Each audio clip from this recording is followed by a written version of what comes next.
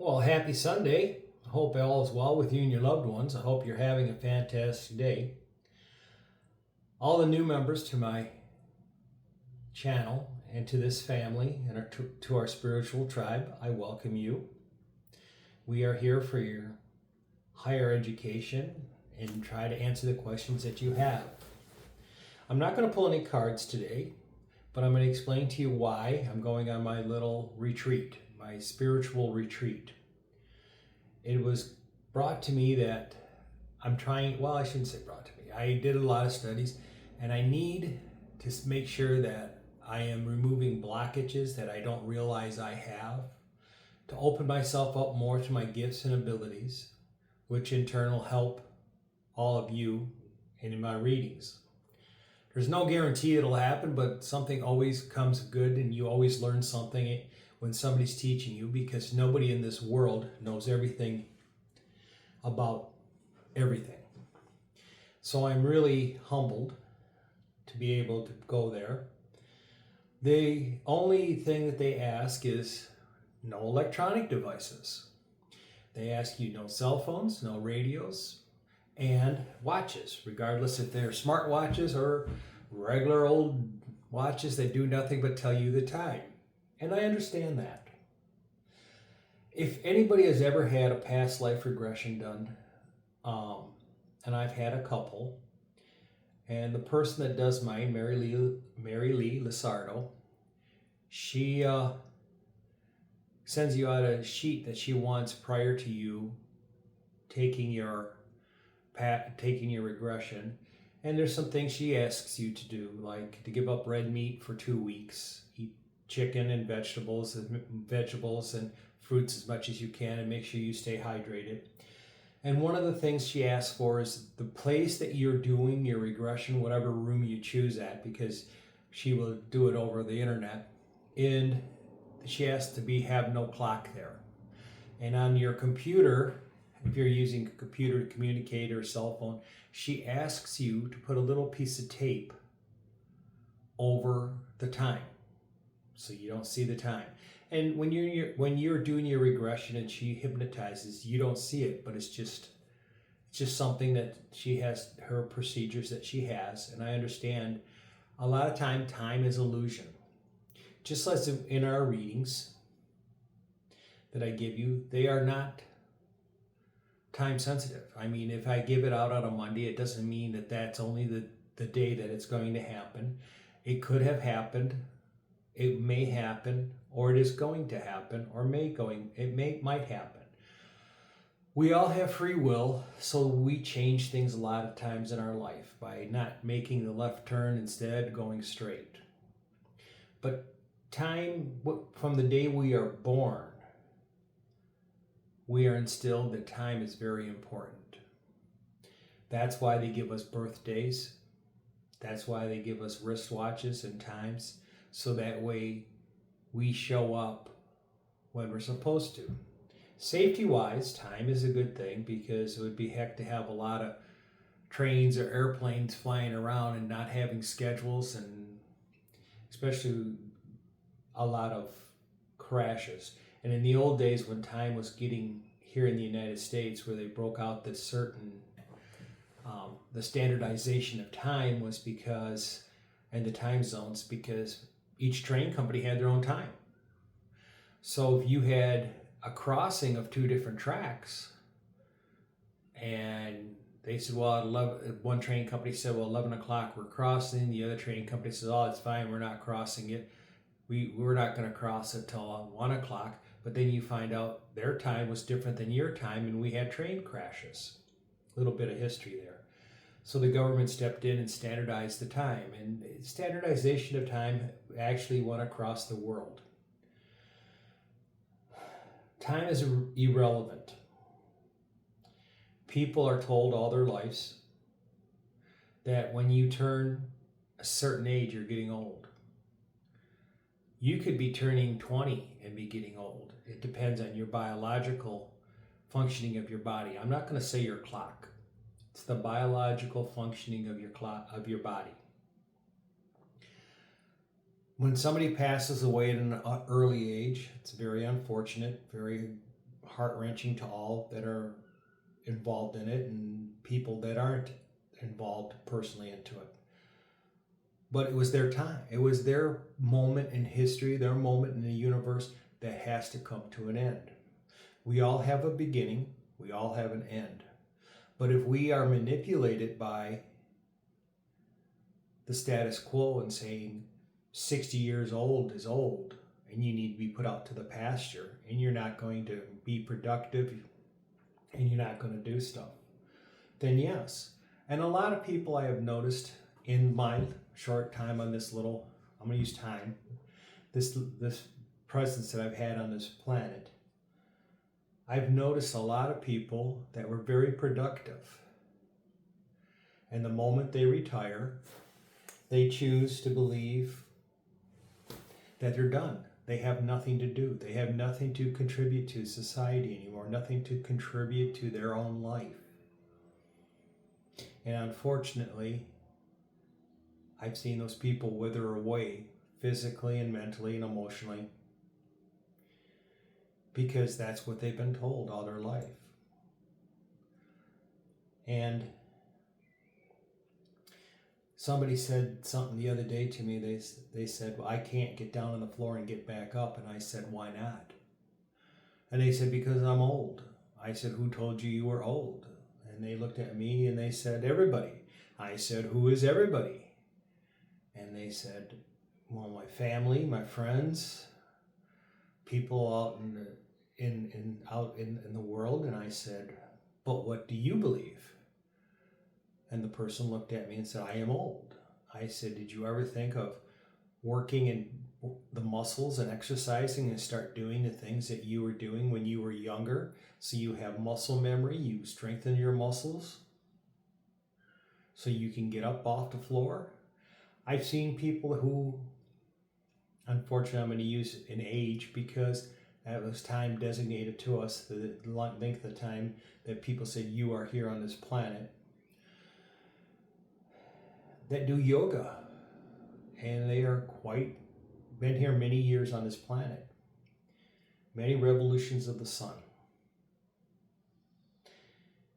And they do things as if they were 20 in their 20-year cycle of being revolutions around the sun. And you have to ask yourself, it's a mindset. Am I going to believe what other people tell me, or am I going to believe what I believe?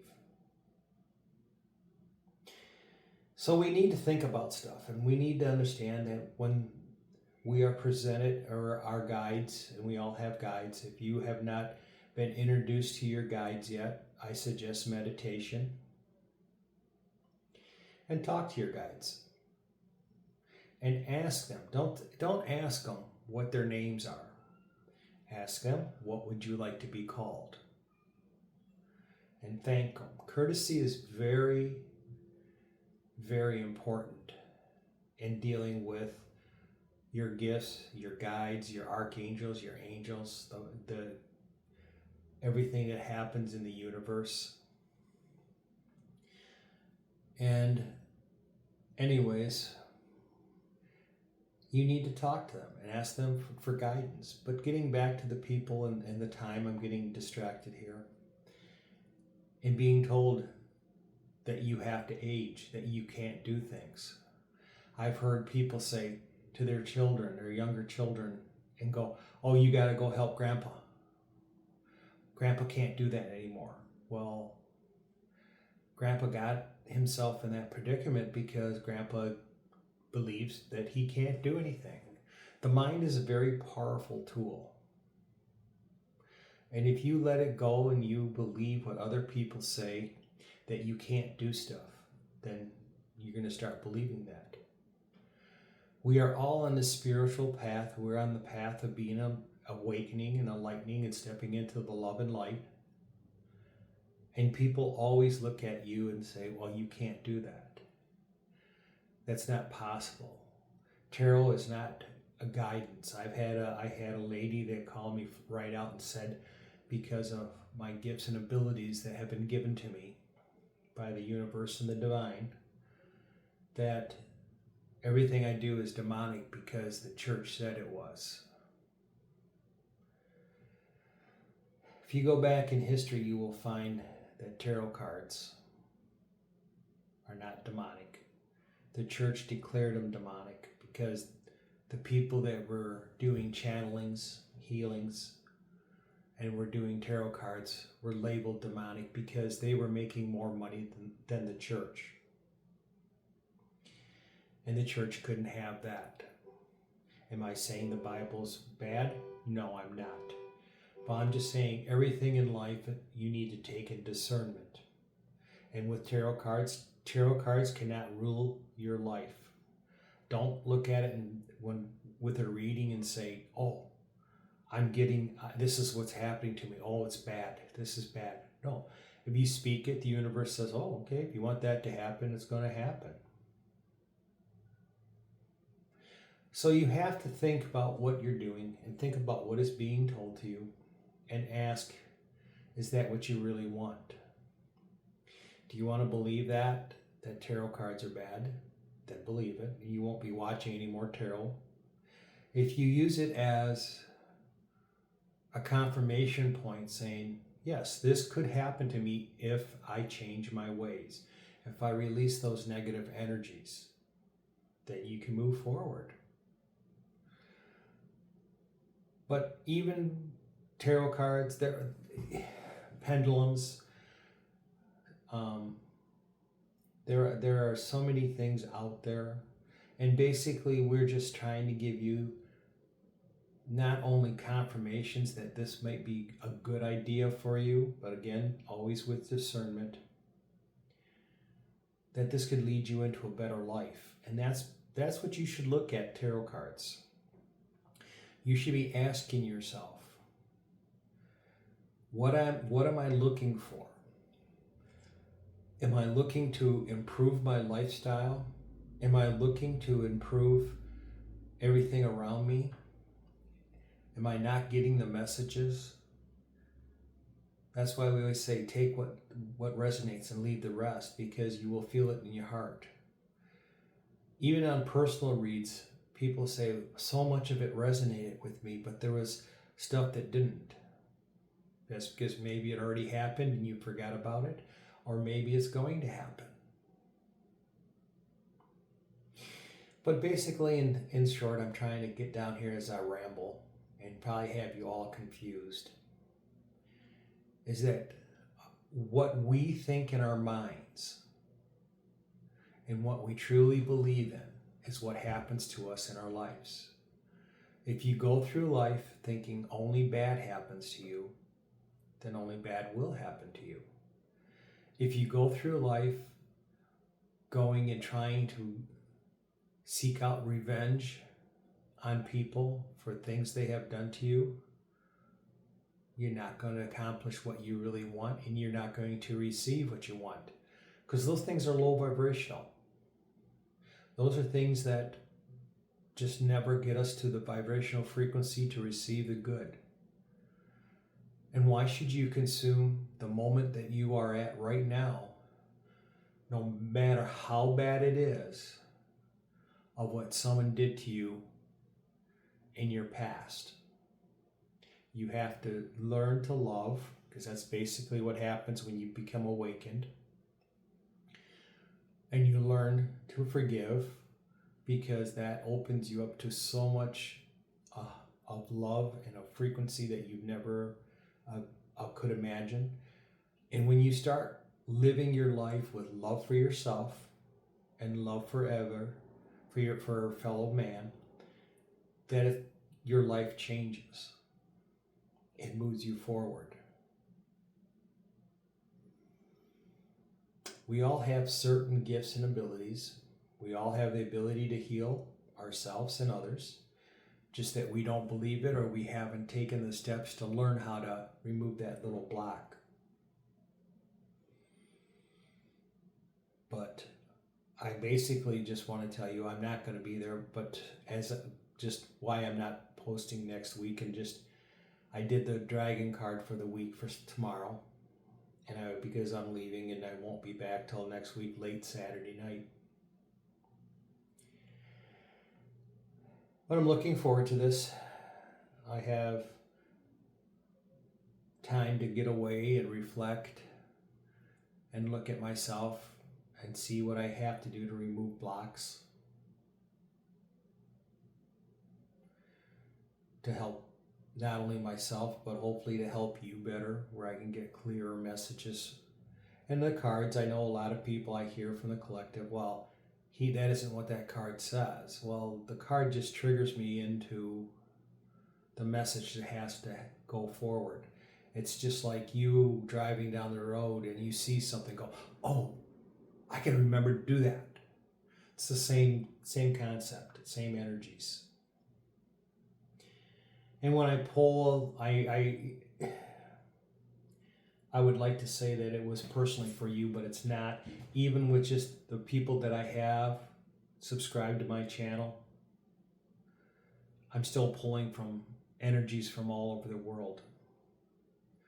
There's no way I can just focus it on the members. And even if those people that have 100,000, 200,000, 300,000 subscribers to their channels, they're even pulling from the energies from the same world. It's what the energy is the strongest at the time that you receive.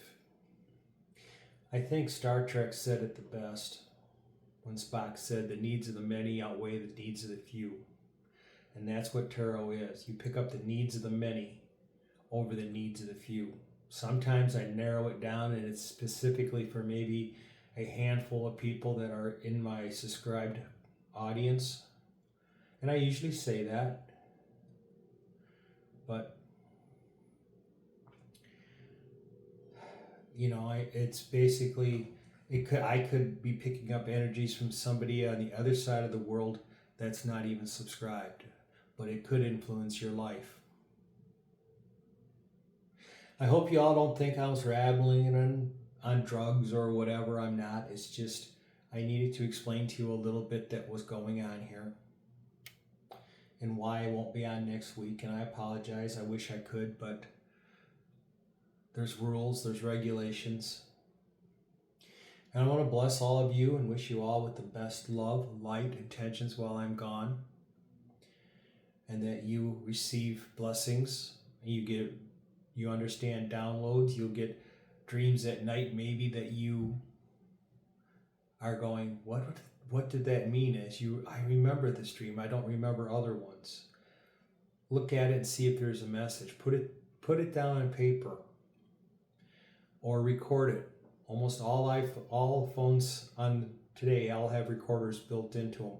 Record the message, come back and start writing it down. And once you put it onto paper, you may all of a sudden go, oh, I understand what that means now.